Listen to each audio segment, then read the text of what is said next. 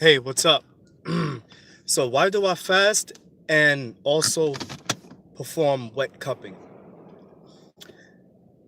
I fast because I do, and I've actually experienced, and I learned that I must give the body itself a break from processing.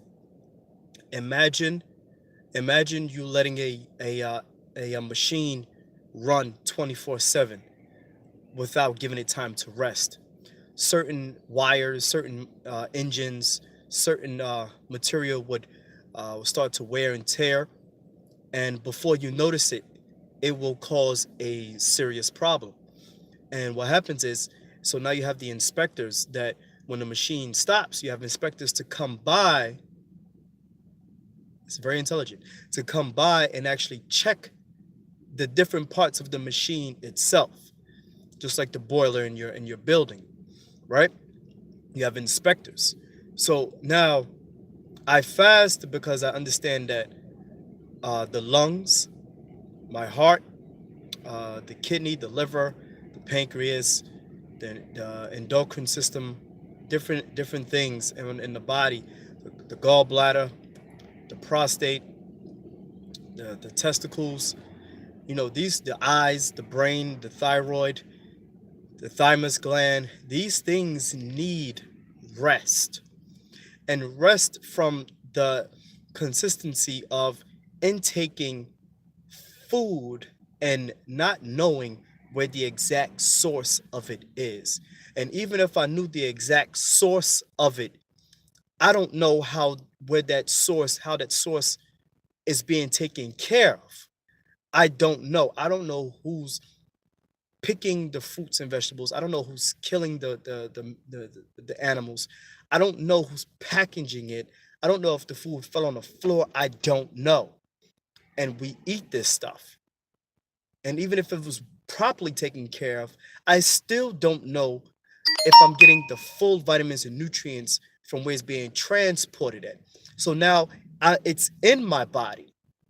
So I fast so my body and the cells get a chance to recognize what doesn't need to be there and what does need to be there, and what needs to be used and what needs to be excreted from the body.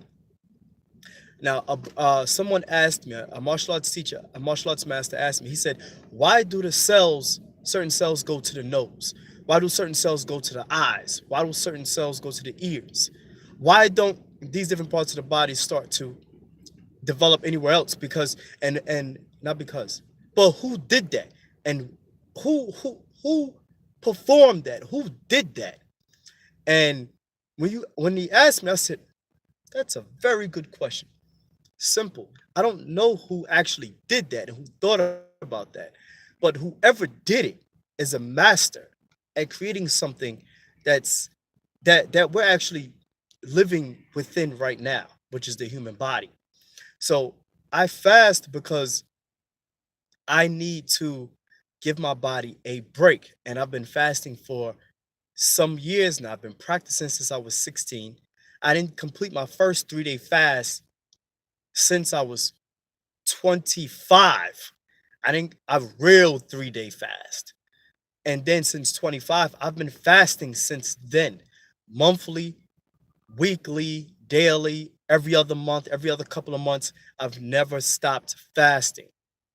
It's just this year, which I'm 32 now, and 2018, where I've performed wet cupping. Now dry cupping was introduced to me when I was 21. Massages, different things like that when I was 21. But now I'm 32 and I've just started performing wet cupping. And as soon as I did the wet cupping, I immediately felt as if I did a 3-day fast once the wet cupping was completed, even though the wet cupping lasted for about 15 minutes. It felt like I did a 3-day fast. And that hit me. I said, boom, there you have it.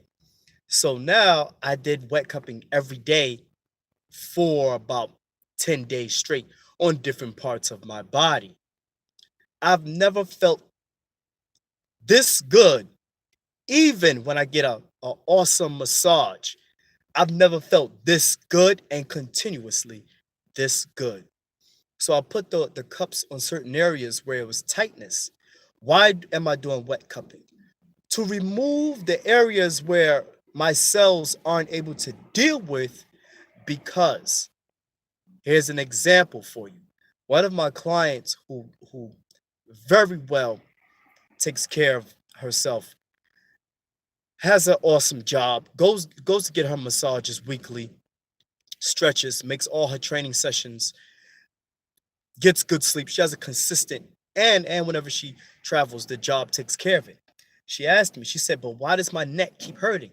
I said, "Because it's not a bad thing, but because your job consists of you always at the computer, always on the phone, always, and the team leader that you are, because of your physical daily activities, you will always have stress on your neck. But to help relieve it and to help not to help to prevent it from becoming an injury or a long-term problem when you're old, or to prevent it from contributing to something else that may be a problem in the body, you get the massages and stretches and exercise to keep it strong, to keep proper circulation, to keep flexibility, and overall, so since you're starting to get that now, the neck will actually become stronger." So she said, "Oh, okay." And I said, "I can tell you that because you understand, because you've been with me for over almost 2 years now." And she's doing very good. So going back to me, right? Now I do the wet cupping in areas where I kept realizing my fasting is not helping with. Why? Because I have to hold my boxing pads up for my clients to use, and some are hitting hard, some are hitting extremely fast, some slow, some hit wrong, and then my body has to take on the impact of it. There's certain times where I have to consistently carry weights for a client back and forth. There are times when I'm stretching people. There are times when I'm massaging people. There are times when, okay, those four things, let's leave it there. So my body is in a consistent position for a certain period of time, regardless of how much I stretch, fast, and do wet cupping, and exercise, and meditate, and take hot baths with Epsom salt, etc. Even though I'm feeling better, so what's the point then? I feel good, and I feel much better, and I can keep performing good and bring good energy to my clients and to myself. So I do the wet cupping. I did the wet cupping in areas where I kept noticing tightness, where I kept noticing a certain level of pain, a certain level of, like, if I move, I'm like, yo, where's this coming from? Tension. So it's like, so I got rid of the cells and the blood in that area that's stuck. Now, somebody who understands wet cupping, the darker the areas, the more stagnated and toxic that blood is. But it's still in your body when you do dry cupping. But when you do wet cupping, it removes it. So now I'm like, yes, I feel so good. So now 5, 7, so 90% out of the week, 88%, 88 to 95% of the week, I eat extremely well. I take my vitamins, I eat my fruits, I eat my vegetables, I fast, I drink my water, and I have my fun food. But the chemical reactions that's taking place can now perform at an optimal rate. And I've begun to notice that. I feel like I'm a teenager again. Now, when I get off the massage table from a massage, I feel good. But when I did the wet cupping, I feel like a teenager again. I feel like it, although the bones and everything like that may not be the same as when I was a teenager, but I feel like a teenager again. I sleep so good. When I walk, I feel so light. When I'm thinking, it's clear. When I'm dealing with a situation, I'm more calm. When problems arise, I'm like, well, how do we fix the problem? I don't stress out. I stress the situation, but I don't get stressed out. I don't get stressed, right? So I'll do the wet cupping and the fasting to keep the blood pure and clean. Someone wrote something. They said, certain organs, etc., is not excreting, but the blood could still be good because the blood was designed to keep moving. The blood is the stream, the blood is the river, the blood is the ocean in certain areas of the body. So the blood is consistently distributing nutrients and vitamins and minerals, well, nutrients is vitamins and minerals, excuse me, to certain parts of the body where it needs to go. So the blood will have a certain pH level. The blood will be clean to a certain degree. The blood will have these many things, but if that organ is consistently being presented with nutrients that don't need to be there, then the organ itself will become toxic and less optimal in its performance. Therefore, the blood will still just put it there, put it there, put it there, put it there. Now you have this organ that's not working optimally, which allows the blood, which allows certain parts of the body to now what be the cause and the result and contribute to dis-ease. Dis-ease. That I totally get. I totally get it. So the blood will continuously move, but what happens is when you have organ failure, guess what? The blood is still moving. The blood is still doing what it needs to do. It has to perform. As long as the heart is pumping, the heart pressurizes the blood to different areas of the body, and the cells work accordingly, right? So now I put the wet cupping on the chest, different parts of the leg, different parts of the body, so that these areas are now being distributed with blood, nutrients, vitamins, minerals, water, carbs, sugars, proteins, amino acids, name it. Now that area is getting fresh, and the toxicity and the tightness, whatever is caused there, right? Whatever it came from, has been removed. And I'm still alive. I'm good. So now the so the so I do it so that when I eat, I know. That's why I know that I'm actually getting the nutrients in the specified area of the body in which it needs, and optimally. Optimally meaning that the whole, almost the whole entire thing, I'm not just getting half or 10% of it and everything else goes to waste. Now the cells perform optimally. So I do the wet cupping. Yes, it takes away, but now when I give, the cells go up. We can spin faster, we can move faster, we can circulate more efficiently with sufficient amount of nutrients to keep things moving. Okay. Now there are certain precautions that must be taken prior, during, and after things like fasting and wet cupping. And I'll go over that in another video. But if you're not aware of that, you can hurt yourself. You more than likely can kill yourself too. So now, with that being said, so I do it because I understand the blood needs to work. The key lies in the blood. You fix the blood, you allow the body to heal in certain ways, whether it's tea, fasting, whether it's surgery, whether it's exercise, walking, meditation, hot baths, massages, being stretched out, good sleep, whatever, removing meat from your diet, etc. uh, Whatever.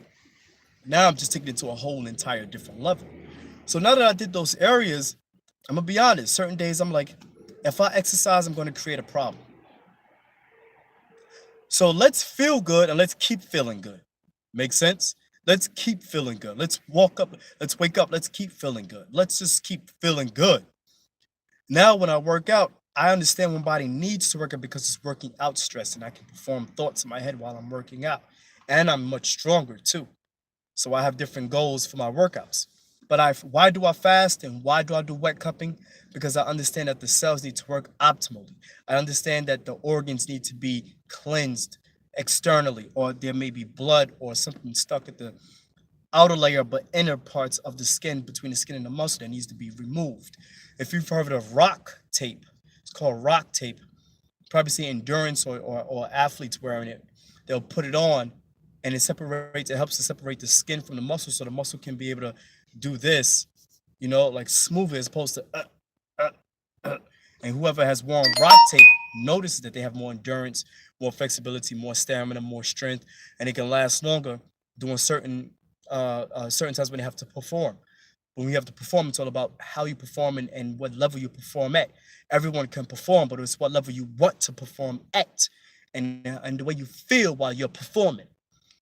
So I want to feel good while I'm performing, so I know that I can push the body harder without injuring, and that's what happened to me in a couple of months ago. So going forward, that's why I fast. That's why I do wet cupping now. because I understand that. So, for example, another example.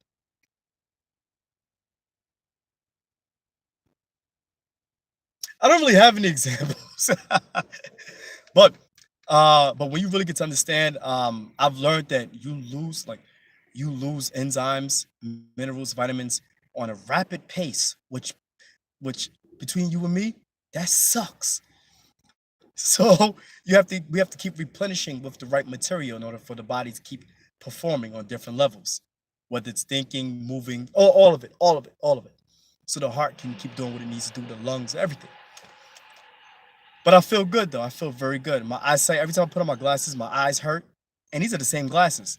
But I've been able to see better, breathe better. Oh, and that's the other thing too. I almost forgot.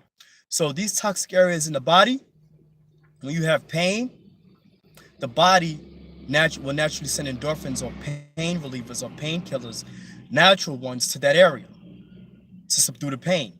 Let's say you fell right now and now the body has to deal with the pain. But if you don't take care of that area, like massaging, stretching, I'm gonna use cupping now, exercise, proper exercise, or whatever you decide to use, then that pain, those natural pain medicines are constantly being sent there without you actually knowing. And what that will cause is, imagine something consistently happening without you knowing and for years and years and years. And then next thing you know, you have a problem. And what's the problem? The problem started years ago. You just didn't tend to. You didn't check it. Let's put it that way. Or even acupuncture. So no, so I keep saying so. I have to fix that. And now that I'm learning to check what I feel now, then it's keeping me abroad and keeping me aware of the other many different things that could possibly be happening with my body. So you fix one problem, you're aware of another situation. You fix that problem, you're aware of another situation. So it's a consistent circulation, a consistent cycle of many different causes and results that's happening within the body that we need to check. Because regardless of what happens, the heart is still going to keep pumping blood and the blood's going to circulate. But if there's any blockages or anything like that, it needs to be checked. So that's why I fast and that's why I do cupping.